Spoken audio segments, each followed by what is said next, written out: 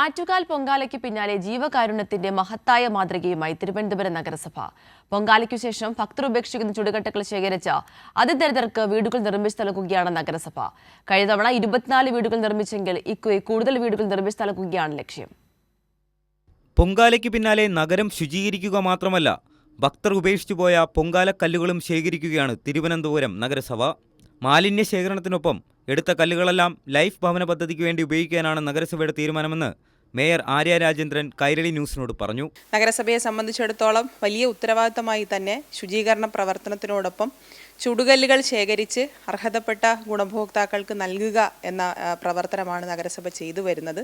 കഴിഞ്ഞ തവണ 2 ലക്ഷം ഇഷ്ടികകളാണ് നഗരസഭ ശേഖരിച്ചത്. ഇത് 24 കുടുംബങ്ങൾക്ക് വീട് വെച്ച് നൽകാൻ ഉപകരിച്ചതായും ആര്യ രാജേന്ദ്രൻ ചൂണ്ടിക്കാട്ടി. ഇത്തവണത്തെ ആറ്റുകാൽ പൊങ്കാല മഹോത്സവത്തിന് ശേഷം ഭക്തജനങ്ങൾ ഉപേക്ഷിച്ചു പോകുന്ന ചുടുകല്ലുകൾ ശേഖരിച്ച് നഗരസഭ അതിദാരിദ്ര്യ ലിസ്റ്റിൽപ്പെട്ട 24 കുടുംബങ്ങൾക്കാണ് വീട് വയ്ക്കുന്നതിന് നൽകാൻ തീരുമാനിച്ചിട്ടുള്ളത്.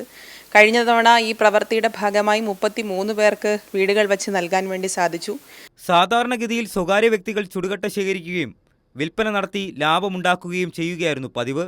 എന്നാൽ കഴിഞ്ഞ വർഷം മുതലാണ് ഈ ചുടുകട്ടകൾ സമൂഹത്തിനു വേണ്ടി ഉപയോഗപ്പെടുത്താൻ നഗരസഭ തീരുമാനിക്കുന്നത്. അതിദരിദ്രരായ കുടുംബങ്ങൾക്കും ലൈഫ് ഭവന പദ്ധതിയിൽ വീട് ലഭിച്ച കുടുംബങ്ങൾക്കും ഈ ചുടുകട്ടകൾ എത്തിക്കുകയായിരുന്നു ലക്ഷ്യം. ഇത്തവണ കല്ലുകളുടെ എണ്ണം 2 ലക്ഷം കവിയുമെന്നാണ് പ്രാഥമികമായ വിലയിരുത്തൽ. അങ്ങനെയെങ്കിൽ കൂടുതൽ വീടുകൾ ഇതുവഴി നിർമ്മിക്കാനാകുമെന്നാണ് നഗരസഭയുടെ കണക്കുകൂട്ടൽ.